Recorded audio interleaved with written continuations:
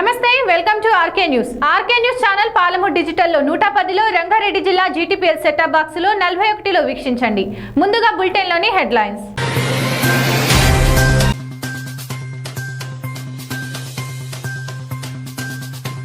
భారత స్వాతంత్ర 75వ సంవత్సర వేడుకలను పురస్కరించుకొని కన్యాకుమారి నుండి ఢిల్లీ వరకు సైకిల్ యాత్ర నిర్వహిస్తున్న సిఆర్పీఎఫ్ పోలీసు బృందం.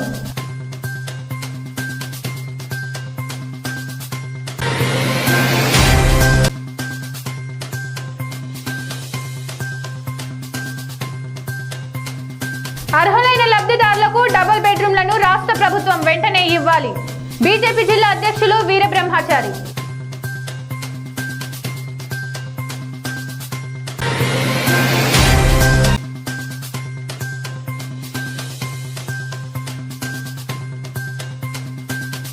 ఈ నెల 11న నిర్వహించనున్న జాతీయ లోక్ అదాలత్ను కక్షిదారులందరూ సద్వినియోగపరచుకోవాలి. జిల్లా జడ్జి ప్రేమావతి.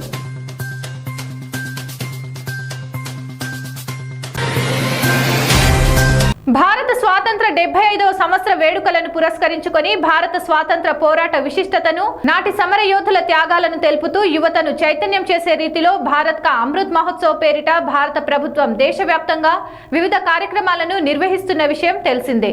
ఇందులో భాగంగా సిఆర్పీఎఫ్ పోలీసు బృందం కన్యాకుమారి నుండి ఢిల్లీ వరకు సైకిల్ యాత్ర నిర్వహిస్తున్నది. ఈ యాత్ర నిన్న ఉదయం మహబూబ్ నగర్ జిల్లాలోకి ప్రవేశించగా జిల్లా పోలీసు అధికారులు, యువత, ప్రజలు కలిసి వారికి ఘన స్వాగతం పలికారు. ఈ సైకిల్ యాత్రలోని సభ్యులు ఈ సాయంత్రం జడ్చర్లకు చేరుకున్నారు. పోలీస్ సిబ్బంది, సంబంధిత అధికారులు, స్థానికులు, యువత ఘనంగా స్వాగతం పలికారు. వారికి స్థానిక జిల్లా ఎస్పీ, కలెక్టర్ ఆదేశాల మేరకు డీటీసీలో రాత్రి ఉండడానికి ఏర్పాట్లు చేశారు. ఉదయం తిరిగి జిల్లా SP Venkateswarlu, additional collector Tejas Nandlal Pawar యాత్రను ప్రారంభించారు. ఈ కార్యక్రమంలో డీటీసీ ప్రిన్సిపల్ సాయి మనోహర్, స్థానిక పోలీస్ సిబ్బంది, అధికారులు పాల్గొన్నారు.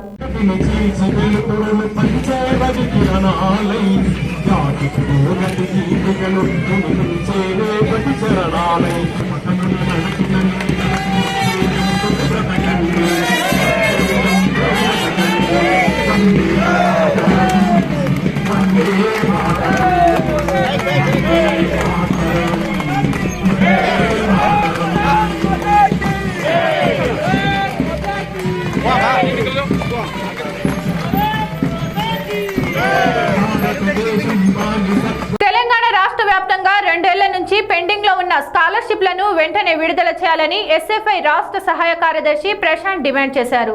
జిల్లా కేంద్రంలోని తెలంగాణ చౌరస్తాలో ఎస్ఎఫ్ఐ ఆధ్వర్యంలో వారు పెద్ద ఎత్తున ఆందోళన కార్యక్రమాన్ని చేపట్టారు. ఈ సందర్భంగా ఆయన మాట్లాడుతూ చాలా మంది విద్యార్థులు స్కాలర్షిప్లపై ఆధారపడి చదువుకుంటున్నారని, కరోనా సందర్భంగా స్కాలర్షిప్లు ఇవ్వకపోవడంతో విద్యార్థులు తీవ్ర ఇబ్బందులు ఎదుర్కొంటున్నారని, కళాశాలలో ఫీజులు చెల్లిస్తేనే సర్టిఫికెట్లు ఇస్తామని కళాశాల యజమానులు చెబుతున్నారని, కేజీ నుంచి పీజీ వరకు ఉచిత విద్య అందిస్తామన్న రాష్ట్ర ప్రభుత్వం నేడు విద్యార్థులను పట్టించుకోవడం లేదని ఆయన మండిపడ్డారు.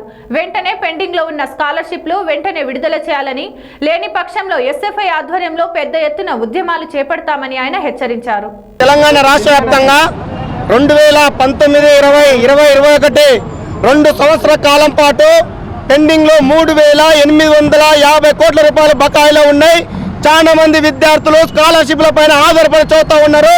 ఈ కరోనా కాలంలో స్కాలర్షిప్ రానందువలన విద్యార్థులకు కళాశాలలో, పాఠశాలలో మీకు స్కాలర్షిప్ రాలేదు, రియంబర్స్మెంట్ రాలేదు, ఫీజు చెల్లిస్తే మాత్రం మీకు సర్టిఫికేట్ ఇవ్వమని చెప్పేసి ఈరోజు కాలేజ్ యజమాని చెప్తా ఉంది.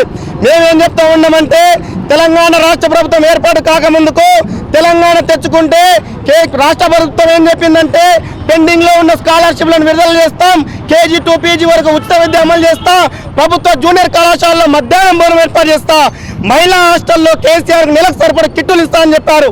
కానీ భారత విద్యార్థి ఫెడరేషన్ ఎస్ఎఫ్ఐ తెలంగాణ రాష్ట్ర వ్యాప్తంగా అన్ని స్కూళ్లలో, హాస్టళ్లలో సర్వే చేశాయి.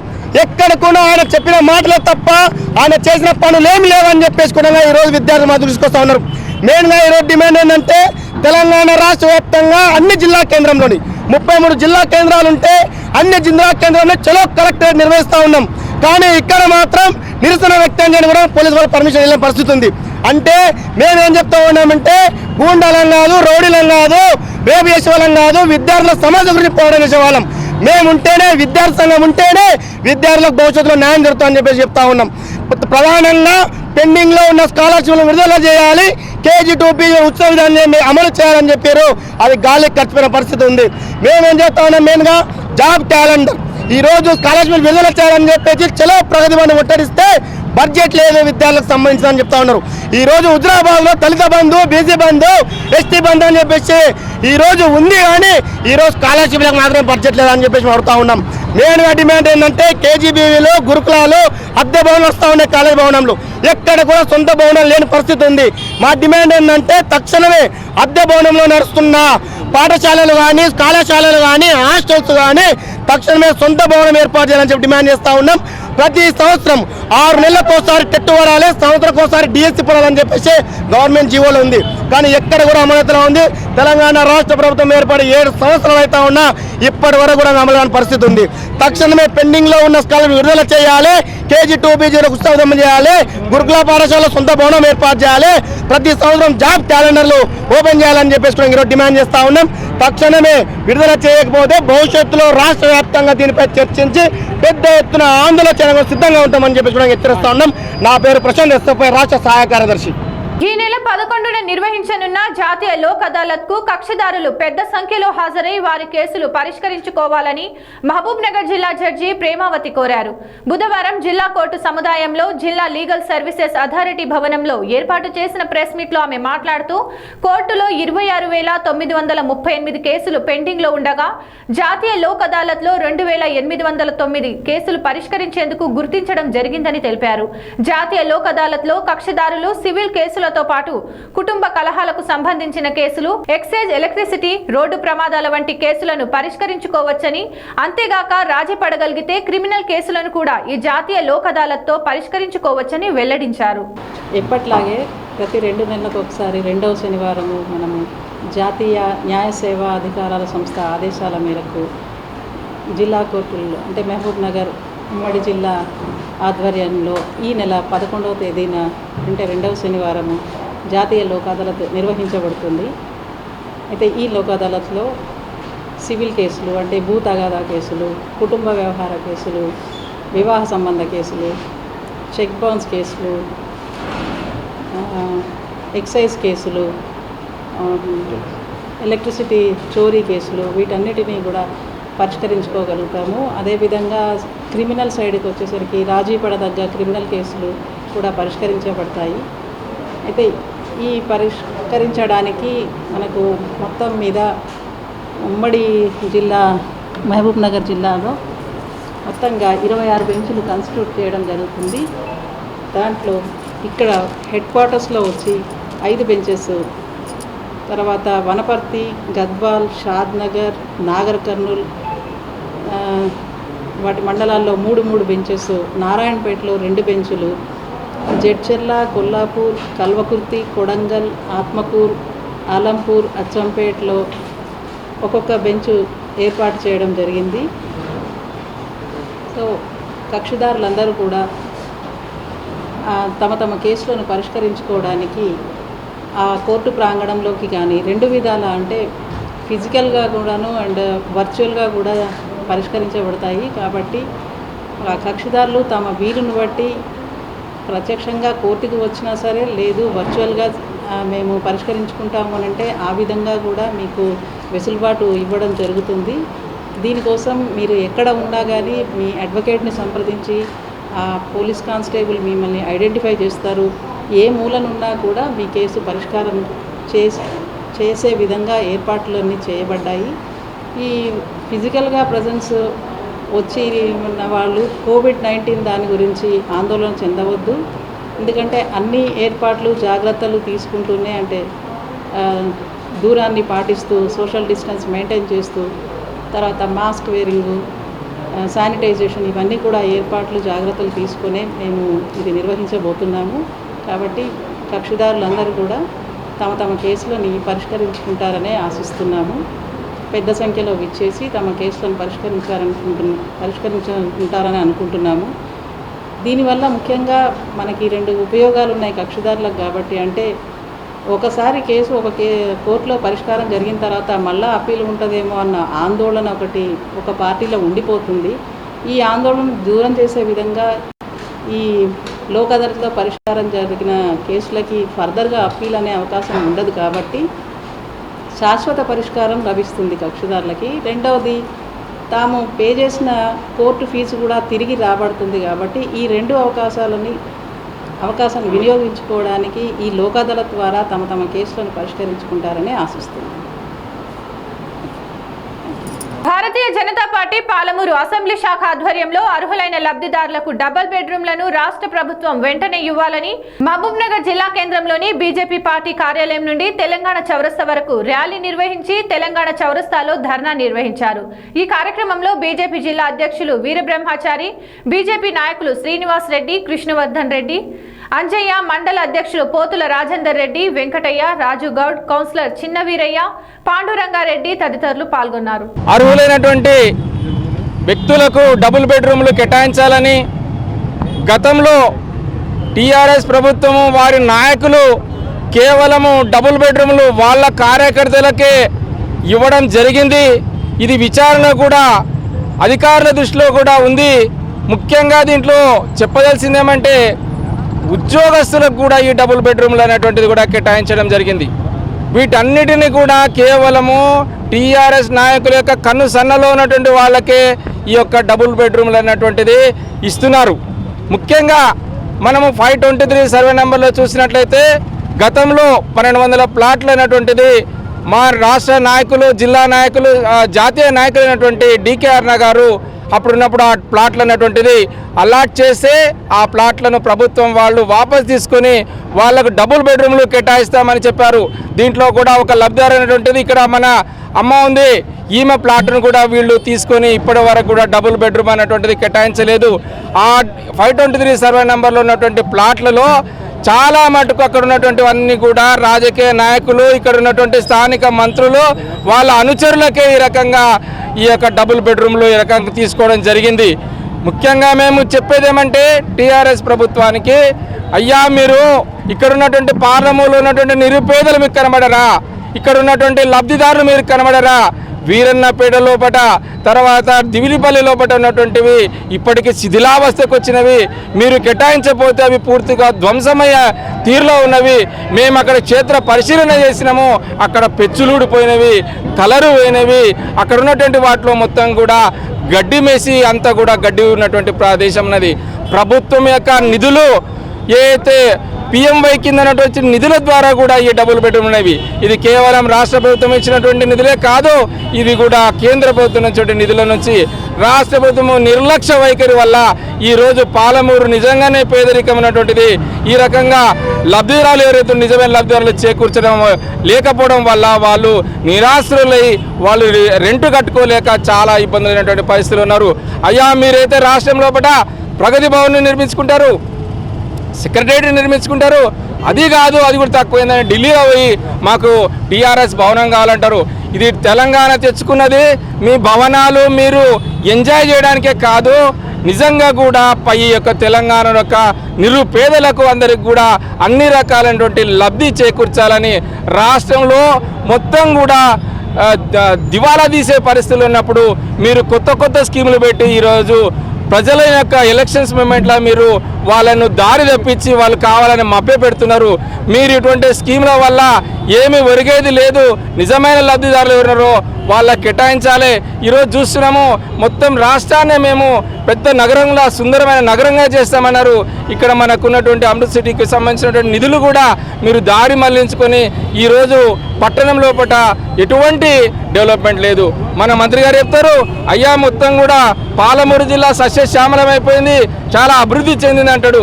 మనం చూసినాం నిన్ననే శివశక్తి నగర్లో కానీ బీకే రెడ్డి కాలనీలో కానీ మనం చూసినట్టయితే వర్షం నీరు మొత్తం కూడా ఆకుపై అయిపోయి అక్కడ ఉన్నటువంటి నీళ్లు మొత్తం కూడా ఇంట్లోకి వెళ్ళి అక్కడ ఉన్నటువంటి ధాన్యం కూడా నష్టమైంది. మరి మంత్రి గారు రాత్రి కూడా చూశారు, మళ్ళీ పగులు పూట చర్యలే లేవు, ఇప్పటి వరకు కూడా వాటి మీద చర్యలు లేవు. అక్కడ ఉన్నటువంటి నాలాలను మొత్తం కూడా ఆకుపై చేసుకున్నారు. మళ్ళీ ఎందుకు చేసుకుంటలేరు? మేము అక్కడ నిలదీసినాము, ఎందుకు మీరు ఈ నాలాలను ఆకుపై చేసిన వాటి మీద మీరు ఎందుకు చర్య తీసుకోలేదంటే అక్కడ ఉన్న కూడా టీఆర్ఎస్ నాయకులు, అక్కడ ఉన్నటువంటి వాళ్ళందరూ కూడా వాళ్ళు టీఆర్ఎస్ నాయకులు వ్యతిరేకిస్తున్నారు కాబట్టి మేము నాలాను తీసేయలేము అన్నటువంటిది నేను ఖుద్దుగా జేఏసీ అడ్మినిస్ట్రేషన్ ఎవరైతే ఉన్నారో ఆఫీసర్ను నేను కొద్దిగా మాట్లాడితే మా మీద ఈ రకంగా ప్రెజర్ ఉంది, మేము తీసేయలేమంటే ఈ యొక్క రాష్ట్రము కేవలం ఈ యొక్క రాక్షస పాలన కొరకు ఇచ్చిండ్రా? తెలంగాణ ఏ రకంగా లక్ష్యం కొరకు తీసుకున్నాం? నీళ్లు, నిధులు, నియామకాల మీద తీసుకున్నాం. ఈ రకంగా ఉన్న డబుల్ బెడ్రూమ్లు వాళ్ళే తీసుకుంటారు, ఉన్నటువంటి స్థలాలు వాళ్ళే గుంజుకుంటున్నారు. ఇది సరైన చర్య కాదు. భవిష్యత్తులో పట మేము ఈ రకమైన నిజమైన లబ్ధిదారులకు మీరు కానీ డబుల్ బెడ్రూమ్లు కేటాయించకపోతే మేము ఒక వారం 15 రోజుల వరకు వెయిట్ చూస్తాం, లేదంటే కంటిన్యూస్గా నిరాహార దీక్షకు వచ్చే ప్రణాళిక మాది. కాబట్టి ఖచ్చితంగా ఇప్పటికైనా అధికారులు దీని మీద స్పందించాలి. ఎవరైతే నిజమైన లబ్ధిదారులో వాళ్ళందరికీ కేటాయించాలి. ఈ సందర్భంగా డిమాండ్ చేస్తున్నాం. నారాయణపేట జిల్లా మర్కెల్ మండల కేంద్రంలో మండల ప్రజా పరిషత్ లో సర్వసభ సమావేశం నిర్వహించడం జరిగింది. ఈ కార్యక్రమంలో నారాయణపేట జిల్లా MLA S Rajender Reddy, Makthal MLA Chittem Rammohan Reddy, MPP Srikala Rajavardhan Reddy, vice MPP Ravikumar, MPDO Yashodamma, ఎంపీటీసీలు, సర్పంచ్లు మరియు వివిధ శాఖల అధికారులు పాల్గొనడం జరిగింది. ఎమ్మెల్యే ఎస్ రాజేందర్ రెడ్డి మాట్లాడుతూ ముఖ్యంగా విద్యపై దృష్టి పెట్టాలని అధికారులకు, సర్పంచ్లకు మరియు వారి తల్లిదండ్రులకు అవగాహన కల్పించారు. గత కొన్ని నెలలుగా స్కూళ్లకు దూరమైన విద్యార్థులు ఒకేసారి స్కూళ్లకు రావడంపై అవగాహన కల్పించాలని సమావేశంలో మాట్లాడడం జరిగింది. 16 నెలలు తిరిగారు. ఎందుకంటే చిన్నపిల్లలు 16 నెలలు బయట తిరిగి స్కూల్ పోవడం పోతుంది కాదు, వాడు జాగ్రత్తగా పోతాడు. ఇంకోటి ఏంటంటే 16 నెలలు నేను చదవలే, స్కూల్కి పోతే టీచర్ తిట్టే, టీచర్ 15 నెలల ప్రశ్నలు అడిగే, నా సిగ్గుపాయ స్కూల్ పోను అనేది ఒక మెంటాలిటీ తయారైంది పిల్లలు.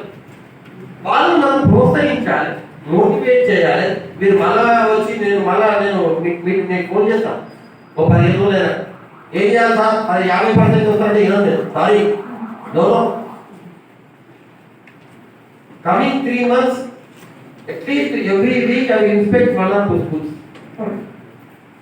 ఎందుకంటే అందరి మీద బాధ్యత ఉన్నాం, వాళ్ళు మనం నచ్చజెప్పాలి. అందుకే నేను రిఫ్రెషింగ్ కోర్స్ అంటున్నాను. అంటే డైరెక్ట్ వాళ్ళ సిలబస్ లో పోకుండా వాళ్ళని వాళ్ళని కొంచెం మెమరేసి జ్ఞాపకం చేసి మీరు చదవగలుగుతారా బాబు, ఏం కాదు అని వాళ్ళకి మోటివేట్ చేయాలి. టీచర్ అనేది చదువు చెప్పేదానికన్నా చదువు అని చెప్పి వాళ్ళు ఏం చేయాలి, మోటివేషన్ అంటే ఏమంటారు, ప్రోత్సహించాలి. తెలంగాణ ప్రభుత్వం గౌరవ ముఖ్యమంత్రి కేసీఆర్ కి మరియు వ్యవసాయ శాఖ మంత్రి సింగిరెడ్డి నిరంజన్ రెడ్డి చిత్రపటాలకు నాయి బ్రాహ్మణ సేవా సంఘం పెబ్బేరు మండల కమిటీ ఆధ్వర్యంలో క్షౌరశాలలకు 250 యూనిట్ల ఉచిత విద్యుత్ ప్రకటించి అమలు చేసిన సందర్భంగా ఘనంగా పాలాభిషేక కార్యక్రమం నిర్వహించారు. ఈ కార్యక్రమానికి ముఖ్య అతిథులుగా నాయి బ్రాహ్మణ సేవా సంఘం వన్పర్తి జిల్లా ప్రధాన కార్యదర్శి పరమేష్ నాయి, పెబ్బేరు మండల అధ్యక్షులు సదుర్గు శంకర్ నాయి, నారాయణదాసు, బాలకృష్ణ నాయి పాల్గొని పాలాభిషేక కార్యక్రమం నిర్వహించారు. శ్రీకృష్ణ జన్మాష్టమి వేడుకలు ప్రబోధనంద సేవా సమితి పెబ్బేరు కమిటీ ఆధ్వర్యంలో బుధవారం రంగాపురం గ్రామంలో ఘనంగా నిర్వహించారు. జన్మాష్టమి వేడుకల్లో శ్రీకృష్ణ రథముతో సాంప్రదాయ ప్రకారం డోలు వాయిద్యాలతో శోభయాత్ర నిర్వహించారు. గ్రామ వీధుల గుండా ఆటపాటలతో శ్రీకృష్ణ రథాన్ని ఊరంతా ఊరేగింపు చేశారు. విద్యార్థులు, యువకులు రాధాకృష్ణ వేషాధరణ రూపంలో పాల్గొని అందరినీ ఆకర్షించారు. విద్యార్థులు శోభయాత్రలో పాల్గొన్నారు. ఈ కార్యక్రమంలో ప్రబోధనంద సేవా సమితి మండల అధ్యక్షుడు లక్ష్మీకాంతరెడ్డి, విష్ణువర్ధన్ రెడ్డి, వాసుదేవారెడ్డి, రామలింగం, రామయ్య, కావలి చిన్నోడు, బాపన్పల్లి రమేష్, భాస్కర్, విష్ణు, భగవంతు, చందు యాదవ్, కుర్మన్న, మహిళలు తదితరులు పాల్గొన్నారు.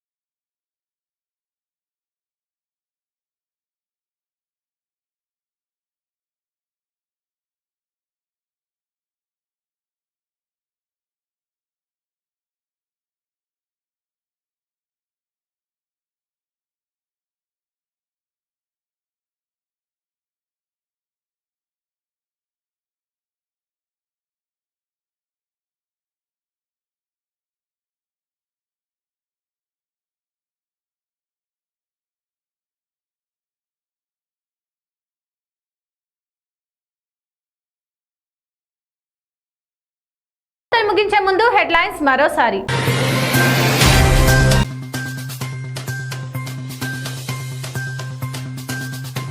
భారత స్వాతంత్ర 75వ సంవత్సర వేడుకలను పురస్కరించుకొని కన్యాకుమారి నుండి ఢిల్లీ వరకు సైకిల్ యాత్ర నిర్వహిస్తున్న సిఆర్పీఎఫ్ పోలీసు బృందం.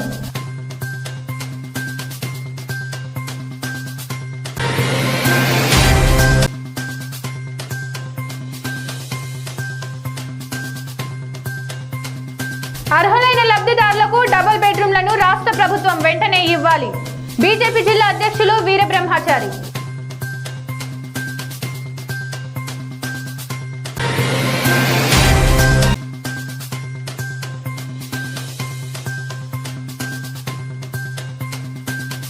ఈ నెల 11న నిర్వహించనున్న జాతీయ లోక్ అదాలత్ ను కక్షదారులందరూ సద్వినియోగపరచుకోవాలి. జిల్లా జడ్జి ప్రేమావతి.